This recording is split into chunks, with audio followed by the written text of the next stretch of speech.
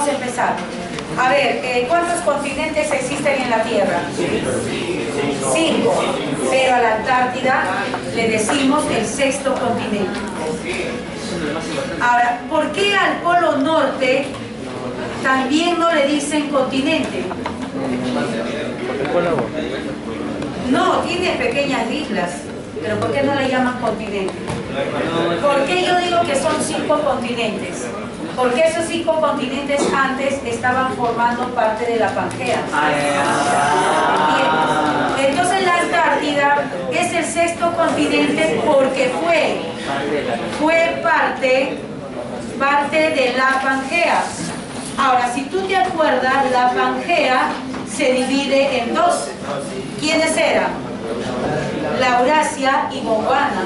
¿Y Antártida es parte de cuál de los dos? Es exacto, parte de la Gondwana. ¿Entendiste? ¿Entiendes por qué se le dice continente? Y es más, ni siquiera es un continente pequeño, es grande. Es 12 veces más grande que Perú. Entonces es un continente grande. Otra característica, es el más austral. Es el más austral. Es más, está ubicado en el Polo Sur. Está ubicado en el Polo Sur. Otras características de la Antártida, aparte de ser el 6º continente, también le llaman el continente, mejor dicho, le dicen el más asísmico. ¿Qué significa? Que es el más estable. Es decir, es escaso la ocurrencia de sismos. ¿Ya? Es escaso. Yo estoy diciendo que es escaso. No estoy diciendo que no hay. ¿Entienden? Pero es escaso. ¿Ya? Es el más asísmico. También le dicen continente pulsante. Continente pulsante. ¿Qué significa continente pulsante? ¿Qué es continente pulsante? Ahí tiene un caso. Como este continente es grande, y mientras más grande es, o se enfría más, o se calienta más. Y como está en el Polo Sur, imagínate los 6 meses de noche. ¿Qué le empieza a suceder? Empieza a congelarse el borde y parece que creciera. ¿Entiendes? Y en verano, los 6 meses de día, empieza a derretirse. Entonces se reduce su tamaño. ¿Por qué le dices pulsante? Porque cambia de tamaño en verano e invierno. Entonces, cuando en la televisión nos quieren traumar con el calentamiento global, lo que nos muestran es justamente cómo se derrite la Antártida, la parte que se derrite todos los veranos. Y no es solamente por culpa del hombre, sino de forma natural. ¿Entendieron? ¿Ya? Porque hay otro problema grave, si no solo que el calentamiento global es el más grave, o el más grave es que al lado de mi casa está un yacimiento minero y echa todos los minerales y yo después tengo que tomar ese agua. Y después mi hijo nace, cuando estoy embarazada, de repente sin ojos. Como Luis Miguel. O ciego. O me equivoco. O nace con más dedos de los que debe. Y dice, el fin del mundo, están haciendo cosas raras. Es eso, ¿no es cierto? ¿Cuál es el problema? ¿El calentamiento global o son esos problemas más puntuales? Más puntuales, ¿no es cierto? Muy bien. Característica continente pulsante. Otra característica de la Antártida. Es el más frío del planeta. Es el más frío, puede llegar a menos 89 grados centígrados. Es el lugar más frío, ¿ya? Otra característica, por cierto, no está poblado. Obvio. No está poblado, cuidado, no está poblado, es decir, no hay ciudades. No hay ciudades, pero sí hay ¿qué? No. Estoy hablando de poblado, significa población. No está poblado, no hay ciudades, pero sí hay ¿qué? Bases científicas. ¿Entiendes? Solo bases científicas. Solo bases científicas. ¿Qué pasa si quiero llevar mi estera a invadir? ¿Puedo hacerlo o no? No, porque está prohibido. Solamente es investigación. ¿Entendieron? Ya, nada más. Muy bien, nos vamos ahora a la Antártida y su tratado. ¿Te acuerdas cuándo termina la Segunda Guerra Mundial? Año 1945, ¿no? 1945. Ya, mientras los países como Inglaterra, Estados Unidos, Alemania, la URSS estaban preocupados en firmar un tratado de tal manera que llegaran a un acuerdo, habían algunos países que ya no estaban dentro de esa Segunda Guerra Mundial y son ellos los que en 1945, mientras los otros estaban entretenidos, deciden llegar a la Antártida. ¿Sí? ¿Y para qué quisieron ir? Así como los otros habían dividido el mundo, ellos también quisieron llegar a la Antártida y dividirse la Antártida como una torta. Pero la Antártida tiene una cualidad. Toda esta zona oriental, porque este es el lado oriental, si este meridiano de Greenwich, este es el lado oriental, ¿sí o no? Toda esta zona es una inmensa zona de la Antártida, que por cierto es la más grande, y como es tan grande y es todo plano, está cubierto de 2.500 metros de hielo. Por lo tanto, si encuentra vida o recursos, está en el lado occidental, porque es más pequeño y está más regulado por las fuentes de agua. Entonces, cuando los países llegaron a la Antártida y quisieron dividírselo, se quisieron dividir el lado occidental, ¿ya? Más no el lado oriental, porque no tiene recursos, o si los tiene muy profundos. Entonces, cuando ya estaban a punto de dividirse, y eran, por cierto, Noruega, Australia y otros, porque eran en total 5, y cuando llegan a la Antártida tienen que pasar por Sudamérica, porque Sudamérica es el más cercano a la Antártida, tienen que pasar necesariamente por Chile y Argentina. Entonces Chile y Argentina dicen, ya, tú quieres pasar por mi territorio, yo también quiero ir a la Antártida, pues ya, entonces vamos, no importa. Y le siguen Chile y Argentina, con ellos son 7 los que llegaron y quisieron dividirse la Antártida. Cuando ese comentario llega a los países potencias como Alemania, como Estados Unidos, la URSS, entonces deciden, uy, algo está pasando, y entonces llegan a la Antártida antes que se lo dividan. No, pero ¿cómo te vas a dividir? No, pero si tú también te has dividido. No, pero no, además te hemos dejado un pedazo bien grande. Ya se ve grande para ti. Entonces, no, que me ha dejado grande. No, ahí no hay nada. Entonces, ¿qué la mejor parte lo tienes tú. No te pases, no nos vamos a dividir. No, sí queremos. Y pudieron haber llegado a una tercera guerra mundial. Entonces, para evitar, ¿a qué van a decir ellos? Pues no, y ¿sabes qué? No seas tonto, pues. Mira, después de la Primera Guerra Mundial surge la URSS.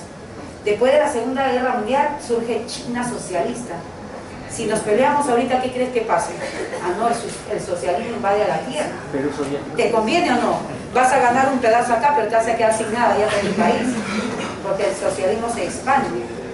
Y ahí tú sabes lo que ellos quieren, para todos por igual. ¿Te conviene eso? No, no tienes razón. Mejor no nos peleamos. Nos peleamos después. Entonces, para eso se firma un tratado. Impiden la división de la Antártida en ese momento. Para eso se firma un tratado, se llama el Tratado Antártico. Entonces, en 1959 se firma el Tratado Antártico. El Tratado Antártico.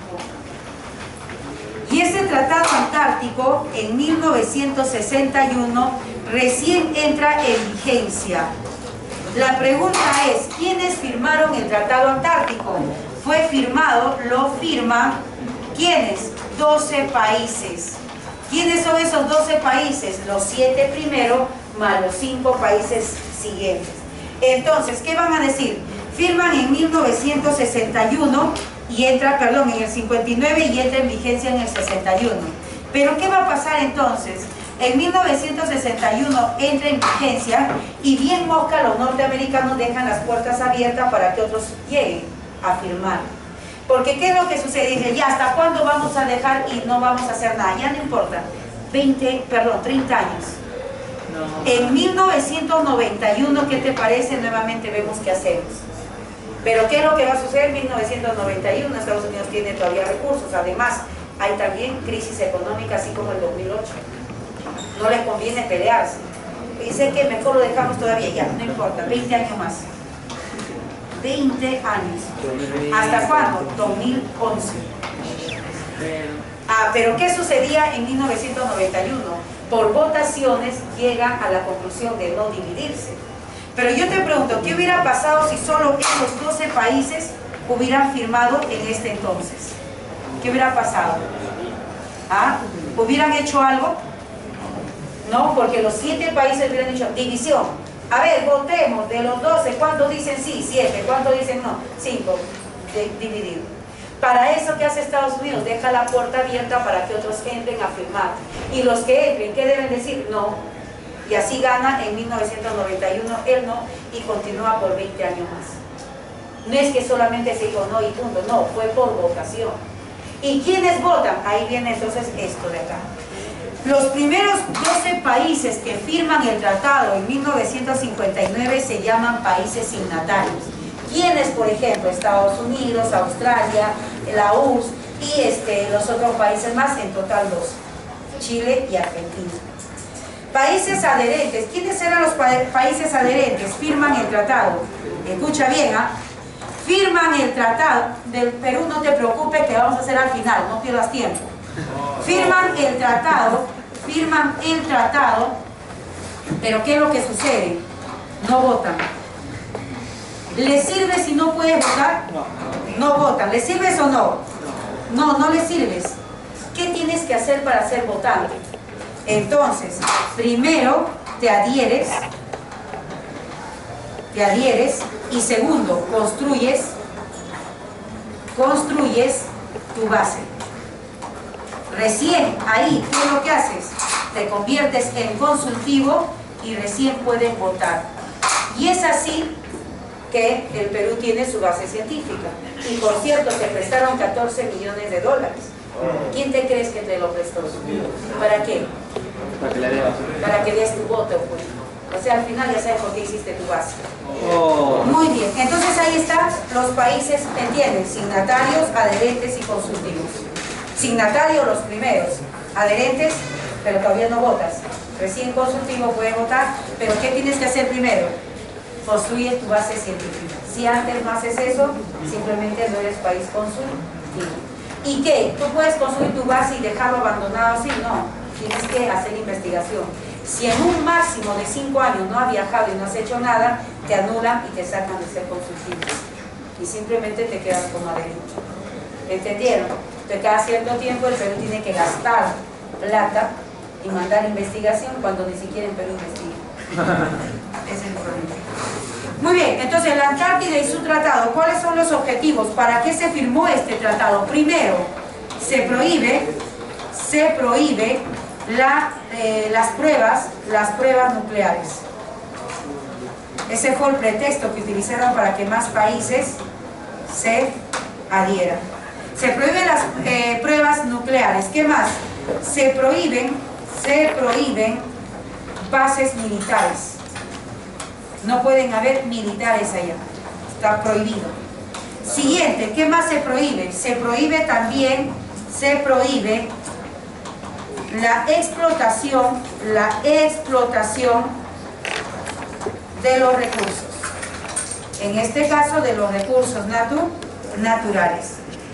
Y solo hay bases científicas. Quiere decir que solo se permite la investigación, nada más. ¿Alguien puede ir a vivir? No, solo investigación. Y si puedes hacer turismo, también lo puedes hacer.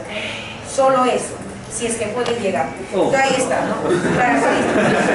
¿Cuáles son las características entonces? Tienes la ubicación primero. Habíamos dicho, si este es el meridiano de Greenwich, entonces hacia este lado está el lado oriental. ¿Y qué hemos dicho hace un rato de este lado oriental? Que es la parte más amplia.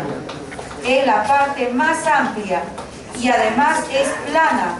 ¿Pero qué sucede? Es plano, pero está cubierto ¿de qué? ¿Cubierto de qué? De 2.500 metros de hielo. Está a 2.500 metros de hielo. Difícilmente se podría sacar algo. ¿Qué más? Es la más amplia y la más plana. Además, es el más antiguo. Quiere decir, ¿qué lado de la Antártida había pertenecido a la Gondwana? ¿Esa qué? ¿Esa qué? El lado oriental. Por lo tanto, si es la más antigua y perteneció a la Gondwana, es justamente la zona más asísmica porque acá no hay choque de placas. Entonces, cuando la Antártida se rompe de un bloque, se viene hacia el polo sur, se viene hacia este otro lado y empieza a chocarse por acá y se forma este lado. ¿Qué se forma? En ese lado se forma justamente la cordillera antártica. La cordillera antártica. Y ya tú sabes, donde hay choque de placas, ¿qué va a haber? Muy bien, la cordillera antártica se ubica en la península. Esto se llama península antártica. Esta es la península antártica. Entonces, si te preguntan en qué lado de la Antártida hay sismo, ¿qué vas a decir? En el lado occidental, es decir, esta parte es la más joven y es donde hay convergencia. Y gracias a que hay convergencia, ¿qué se ha formado? Cordillera. Dime, Cordillera. la cordillera. Por lo tanto, este lado es el lado sísmico. Y si este lado es donde está la cordillera, por lo tanto acá está el pico más alto. ¿Cómo se llama? El Monte Vinson. Es el más alto de la Antártida. Y por ahí cerquita también tiene su volcán. Se llama su volcán Erebus. Conclusión, ¿por qué tiene un volcán? Porque es zona de convergencia, ¿entendiste? Muy bien, ahí está. Y ahora, ¿cómo se llama ese relieve donde tú puedes encontrar la mayor cantidad de depósitos de microorganismos, peces, vida debajo del agua, en el mar? ¿Cómo se llama? Zócalo. Y la Antártida tiene su zócalo. Uno de ellos es este, y el otro, que por cierto es mucho más amplio, es este otro. También acá hay un zócalo. Este se llama el zócalo, el mar, vamos a llamarlo así, el mar de Wendel. El mar de Wendel, y acá se llama el mar de Ross. ¿Saben qué hay ahí o no? Sí, también agua. ¿Qué hay en el zócalo? Lo más importante: hidrocarburos, petróleo. Entonces se dice que la Antártida tendría la mayor reserva de petróleo en este lugar, en estos dos lugares, y mucho más todavía en el mar de Ross, y es justamente donde se dividieron los países que llegaron en 1949. Todos los otros países van a ir y van a impedir. Entonces te pregunto, ¿el Tratado Antártico prohíbe totalmente la división de la Antártida? No, porque si eso fuera así, ahí firmaron y se acabó el problema. ¿Para qué se reúnen cada vez? Para ver si votan por la división o no todavía. Pero como el día de hoy pues estamos en el siglo ya XXI, los jóvenes ya saben todo esto, pues los jóvenes, si eso pasara, pues saldrían a la calle a protestar, ¿sí? Claro. Y esos jóvenes estén en algún lugar del mundo. Ya. La Antártida y su reino. ¿Qué hay en la Antártida? Ya empezamos. ¿Qué hay? Hielo. Ya ven, no le digo hielo, hay hielo. Siguiente, entonces la Antártida y sus recursos tienen minerales. Claro, ¿y te acuerdas qué tipo de minerales hay en un lugar antiguo? ¿Te acuerdas? Hay oro, hay diamante, hay hierro. Pero ya sabes cuál es el problema, ¿sí o no? Está cubierto todo de hielo. Siguiente, y si es cobre, ¿qué minerales tienes? Cobre, fundamentalmente, etcétera, como es el caso del Perú. Y si tienes oro, oro es gracias a que había volcanes antiguamente ahí. Si es que hay oro en la Antártida, también lo hay cerca de este volcán Erebus. Entonces ahí, producto de las altas temperaturas, el calor se puede convertir en diamante, por ejemplo. Muy bien, minerales, también tienes hidrocarburos, ¿no? Hidrocarburos. ¿Dónde están los hidrocarburos, decíamos? En el mar de Ross. Muy bien, se encuentran en el mar de Ross y Weddell. En los mares de Ross y Weddell, ¿no? Weddell. Ya está. Entonces ahí tienen los hidrocarburos. Ya.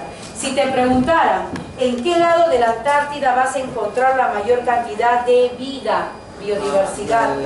Piensa, no ya por cualquier cosa. ¿Por qué en el occidental y no en el oriental? Tiene hielo, pues, y es más frío. Por lo tanto, como este lugar es más pequeño, entonces la mayor vida está en el lado occidental y justamente cerca al zócalo. Y si es que hay pingüinos, los vamos a encontrar cerca justamente a los zócalos. Solamente ahí. Y osos no hay en el polo sur. Los osos son del polo norte. Y en el polo norte no hay pingüinos, solo en el polo sur. Hay que tener cuidado. ¿Ya? Muy bien. Entonces, aquí en la Antártida vamos a encontrar también biodiversidad. Si te preguntan qué biodiversidad es escasa en la Antártida, ¿qué vas a decir? ¿Escasa qué? O casi nada. ¿Qué crees? Vegetación, pues no hay. A lo mucho son los musgos y líquenes. Y todos enterrados en el hielo. Una flojita para que salga. Todos enterrados en el hielo. Qué curioso, ¿no? Enterrado a 2500. Pero obviamente en el centro no creo que haya musgos y líquenes. Si los hay, deben haber en los bordes, ya que ahí estarían más regulados por la temperatura producto del agua. Entonces, escasa vegetación. Y lo que sí vamos a encontrar es fundamentalmente biodiversidad. ¿De qué tipo? Dime, biodiversidad de qué tipo. Hay más biodiversidad entonces acá, hay más biodiversidad fundamentalmente marina. Como quienes, por ejemplo, tienes la foca, tienes el león marino, ¿qué más? ¿Qué más? Ballena. ¿Qué dijiste? Ballena. ¿Cuál es la base de la cadena trófica? Ya, en general, dime, ¿cuál es la base de la cadena trófica? Plantas, los productores. ¿Cuál es la base de la cadena trófica del mar? El fitoplancton. Pero en la Antártida no hay fitoplancton. ¿Qué es lo que hay más? Exacto, es el krill, que es la principal fuente de alimento. Tienes, por ejemplo, ¿quién se come 15 toneladas de krill al día? Pregunta, ¿la ballena es importante para la Antártida o no? ¿Por qué? Vienen y hasta los animales analizan, ¿no? Y deducen. Vienen y se lo aplastan a la ballena, como saben que la ballena puede respirar, ¿no? Pero saliendo encima ya del agua y bota su chorrito, ¿no es cierto? Y respira. Entonces viene el león marino y lo aplastan. Se suben encima de la ballena. ¿Y para qué se suben? Porque saben que al morirlo ya no va a poder respirar. Entonces lo ahogan y ya empiezan a comerse a pedazos. Los restos que quedan, vienen las aves y comen eso. Vienen los otros animalitos, vienen y comen eso. Los restos que se descomponen caen al agua y se comen los peces. Y también el krill. Y así es toda una cadena. ¿Entienden? Entonces, ¿qué pasa si cazamos a la ballena y nos las comemos? Ya no va a haber esa especie en el sur. Y todas las otras especies se van extinguiendo. Esa es la cadena trófica. ¿Y cuál es el alimento fundamental de este cetáceo? El krill. 15 toneladas al día se comen. Entonces, eso es importante. Ahora, pero lo curioso es que come el krill, también come a la ballena. Pues. ¿Y cómo se la come? Cuando los otros dejan los restos. ¿Entendieron? Por eso se llama nicho ecológico o cadena trófica. De ahí viene el nombre. Muy bien. Y además hay... por cierto, ¿hay aves o no? Sí. También hay un poquito de biodiversidad continental. Pero ¿qué cosa vas a encontrar en esa biodiversidad continental? Aves. Pero no te olvides que esas aves son aves migratorias. Joven, ¿hay alguna especie que vive en el continente o no? Después juega ya. ¿Hay alguna especie que vive en el continente o no? ¿O todos son marinos? No, si vive en el continente, ¿quién? El pingüino, pues. Y las aves. Pero esas aves son migratorias. En cambio, el pingüino, ¿qué es? Es un ave, pues, es también un ave. Pero es un ave que ya vive en la Antártida. Se ha adaptado y se ha quedado ahí. Para él mejor fue quedarse. Justo el otro día estaba viendo un programa en el Discovery sobre el planeta mutante. Buenazo, ¿no? Cómo el ser vivo se adapta y va mutando. ¿Se acuerdan que siempre les digo que los murciélagos comen insectos? Pero ya no, hay murciélagos que han mutado y ahora comen peces, comen sapos. ¿Qué son? Mutantes, pues. Pero ¿cómo dice? No es porque así nada más. Los zancudos, dice, para que los murciélagos no les casen bien moscas, agarras y se van por la parte más baja. Zancudo mosca. Entonces, muy cerquita al agua. Escuchen, se van bien cerquita al agua y los murciélagos no pueden ir por ahí. Entonces se van acercando al agua y como que se van ocultando ahí. Y ahí se quedan y ponen sus huevitos también ahí, ¿no? Pero ¿qué ha hecho alguno de estos murciélagos? Moscas, iban, querían cazar al zancudo y los agarraban. Pero en una de ellas ya no agarraban al zancudo, sino que casualidad se iban al pescado. ¿Qué es esto? Y empezaban a comer. Y ahí iban mutando. Y ahí hablamos de mutantes. Y dice que uno de los lugares donde más habrían mutado las especies dice que es América Central, ya por otros factores más bien ya geológicos. Dice que ahí hay una gran cantidad. Y la última que a mí me dejó impresionada. ¿Cuál? La mariposa de alas transparentes. ¿Te imaginas? Yo quiero uno. O sea, ¿y tú crees que el hombre lo hizo todo? ¿Tú crees eso? Es justamente la mutación de las especies la que hace que el hombre tenga problemas. ¿Qué pasa si yo descubrí un antídoto para una serpiente? Pero esa serpiente mutó. ¿Ese antídoto va a servir? Ya no, pues. Entonces ahí viene el papel del hombre en que tiene que continuar estudiando. Porque todo está en constante cambio. Y algunos creen que ya lo hicieron todo y ya se creen lo máximo porque son científicos que descubrieron. No descubriste nada. Toda la Tierra está en constante transformación. ¿Ves? Entonces les queda mucho por hacer. Entonces ahí tienes aves, y entre ellas aves migratorias. Y una de esas aves que fue mutante, ¿quién crees que fue? El pingüino. ¿Qué le pasó a este pingüino? Prefirió quedarse y ya no tiene alas y ya pues le creció ya sabes qué cosa, ¿no? Muy bien, entonces ahí tiene la biodiversidad. Y ahora sí nos vamos al Perú rapidísimo. Como ya querían pues países que votaran, ya se estaba acercando 1991, y si se llegaba a la votación es muy posible que los que hubieran ganado por la repartición de la Antártida hubieran sido ellos. Entonces lo que se buscaba era más países votantes. Es así ya que en 1981, ¿qué va a suceder? El Perú se adhiere, ¿no? Entonces nos convertimos en país adherente. ¿Qué significa país adherente? ¿Que votas? No puede votar. Es así que en 1988 nos van a prestar plata para llegar a la Antártida. Entonces, ¿qué es lo que sucede en 1988? Llega la llegada a la Antártida, ¿no? Llegada a la Antártida. ¿Y para qué quisiste llegar a la Antártida? Cuidado, no vayas a decir que en 1981 llegas a la Antártida, solo lo firmaste y pudiste haberlo firmado en las reuniones que ellos hacen cada año o cada cierto tiempo. Solo lo firmaste, pero no llegaste a la Antártida. ¿Cuándo llegas a la Antártida? En 1988, y ahí construyes. ¿Qué cosa construyes? La base.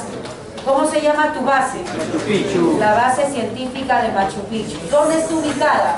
En la Antártida. No está en la Antártida. Exacto, no está en la misma Antártida. Está ubicada en una isla al norte de la península y se llama Isla del Rey Jorge. Isla del Rey Jorge. Y es ahí donde vamos a encontrar a la base científica, es decir, en la Isla del Rey Jorge. ¿Ya? Y no solamente está tu base, están la de otros países. Y obviamente están ahí porque los países más desarrollados tienen base en la misma Antártida. Y claro, no creo que esté por acá, deben estar por este lado. El país que construyó una base en el centro de la Antártida, en el mismo polo sur, es la URSS. Y construyó, claro, en ese entonces pues ya saben quién era la URSS, ¿no? Y ahí cuando existía la URSS y el capitalismo había una lucha, ¿no? ¿Quién hacía más cosas? Se llegó a la Luna, se descubrió la teoría de la tectónica de placas, se llega a la Antártida, al mismo polo sur, y la base científica de Vostok, instalada por los rusos, ¿no? Donde se descubre que era el lugar más frío de la Tierra, menos 89 grados, y que la velocidad de los vientos podía llegar hasta más de 150 kilómetros por hora. Eso se va a descubrir con la base científica de Boston. Muy bien, eso justamente en el 88. Pregunta, ¿el Perú cuándo se convierte en país consultivo? En 1989, cuando ya se inaugura la base. Entonces en el 89 ya eres país consultivo. Y es así que el presidente de ese entonces manda la placa y lo pone en la base. ¿Quién fue? Alan García. ¿Llegó a la Antártida él? No, él no llega. ¿Cuándo es que se cumplen los 25 años de la llegada de la Antártida? En el 2013. Entonces son los 25 años de la llegada a la Antártida. ¿Verdad? Y es ahí donde, de la llegada a la Antártida, y es ahí donde viaja un presidente por primera vez. Entonces en 2013 Ollanta viaja a la Antártida para celebrar los 25 años de la llegada a la Antártida.